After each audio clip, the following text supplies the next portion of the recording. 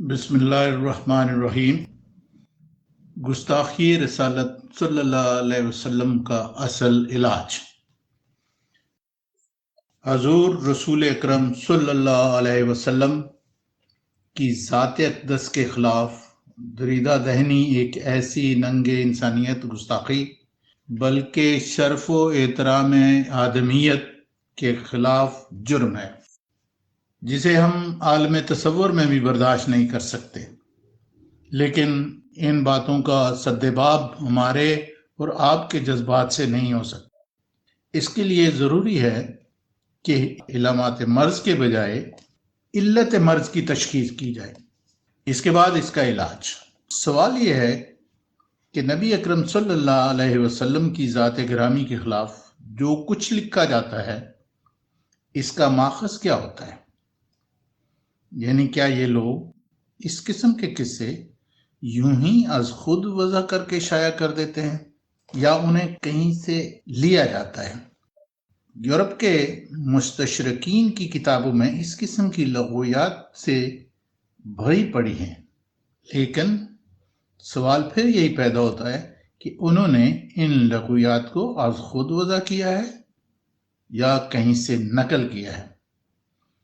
آپ کے لیے شاید یہ چیز موجب استعجاب ہو کہ مستثنیات کے سوا اس قسم کی تمام لغویات و خرافات کا ماخذ خود ہمارے اپنے ہاں کی کتابیں ہیں،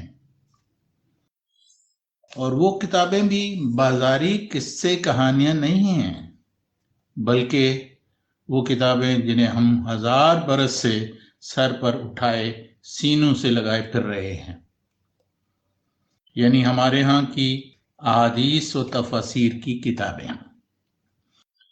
تفاسیر کے متعلق تو پھر بھی یہی سمجھا جاتا ہے کہ وہ کسی نہ کسی عام انسان کے خیالات ہیں، لیکن احادیث کے متعلق تو ہمارے ہاں یہ عقیدہ ہے کہ وہ خود رسالت مآب صلی اللہ علیہ وسلم کے اقوال و افعال کا مجموعہ ہیں۔ اگر آپ ان احادیث کے مجموعہ کو اٹھا کر دیکھیں تو آپ حیران رہ جائیں گے کہ ان میں وہ سب کچھ موجود ہے جنہیں ہم عیسائیوں اور ہندوؤں کی کتابوں اور رسالوں میں نقل شدہ دیکھ کر اس طرح آتش در پیرہن ہو جاتے ہیں، ان چیزوں کو دیکھ کر ہمارا خون کھولنا بجا ہے۔ لیکن ہماری بدبختی یہی ہے کہ ہم ان کتابوں کو جن سے یہ خرافات لی جاتی ہیں اپنے ہاں مقدس ترین صحائف بلکہ من جانب اللہ وحی قرار دیتے ہیں۔ جب کوئی ان چیزوں کو اپنے ہاں نقل کر دیتا ہے تو اسے گردن زدنی قرار دیتے ہیں۔ ہم اسے اچھی طرح سمجھتے ہیں کہ ہم جو کچھ لکھ رہے ہیں اسے آپ کی کبھی صحیح باور نہیں کریں گے، اس لیے کہ آپ اس چیز کا تصور بھی نہیں کر سکتے کہ ہمارے ہاں ایسی برگزیدہ کتابوں میں اس قسم کی باتیں بھی لکھی ہوئی ہیں۔ اس کے سمجھانے کے دو ہی طریقے ہو سکتے ہیں، یا تو ہم اپنے ہاں ان چیزوں کو نقل کر کے دکھائیں، لیکن اول تو ہم میں اتنی ہمت نہیں کہ ان چیزوں کو جو حضور سرور کائنات صلی اللہ علیہ وسلم کی ذات اقدس کے خلاف ایسا کچھ کہہ رہی ہوں طلوع اسلام میں شائع کر دیں، اور اگر محض اس مقصد کی خاطر ان چیزوں کو پیش بھی کر دیا تو ہمیں خود اندیشہ ہے کہ اس سے عوام کے جذبات نہایت شدت سے مشتعل کر دیے جائیں گے۔ دوسرا طریقہ ہے ان چیزوں کو جو آپ از خود پڑھیں۔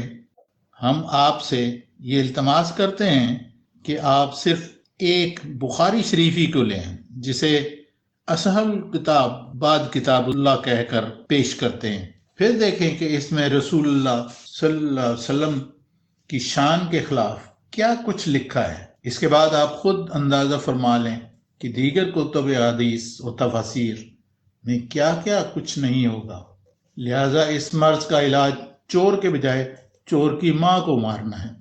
جب تک آپ اپنے ہاں ان کتابوں کو اعلیٰ حال رائج رکھیں گے، انہیں مستند صحیح مقدس بیان کرتے رہیں گے، غیر مسلم اپنے ہاں ان چیزوں کو درج کر کے اسلام اور رسالت مآب صلی اللہ علیہ وسلم کے خلاف نفرت پھیلاتے رہیں گے۔ آپ اپنے گھر کو اس لغویت سے پاک کیجئے، اور اس کے بعد ہر ایسے مصنف سے جو اس قسم کی لغویات اپنے ہاں لکھے پوچھئے کہ اس نے یہ جو کچھ لکھا ہے اس کا ماخذ کیا ہے۔ جب آپ کے ہاں کا مذہبی لٹریچر پاک اور صاف ہو جائے گا تو پھر ایک آدھ نسل کے بعد اس قسم کے دریدہ دہن پیدا ہونے خود بخود بند ہو جائیں گے۔ مچھروں سے نجات حاصل کرنے کا طریقہ اپنے ماحول کی صفائی ہوتا ہے، خالی فلٹ چھڑکنا نہیں۔ یہ کام در حقیقت اسلامی حکومتوں کے کرنے کا ہے۔ وہ ہمارے ہاں کی ان کتابوں کو ان خرافات سے پاک کر دیں جو دور اول کے یہود و نصارہ مجوسیوں کی سازش کے ذریعے ہمارے ہاں پار پا چکی ہیں۔ اس کام کے لیے بڑی جرت کی ضرورت ہے، اور یہ جرت وہی کر سکتا ہے جس کے اندر اتنی قوت ہو کہ وہ مذہبی پیشوں کے سہارے کے بغیر اپنے پاؤں پر کھڑا رہ سکے۔ اس باب میں ہم سردست اس کے سوا اور کیا کہہ سکتے ہیں کہ دیکھیں آواز حق اٹھتا ہے کب اور کدھر سے، مسکینو لکم ماندہ دری کشمکش اندر۔ شکریہ۔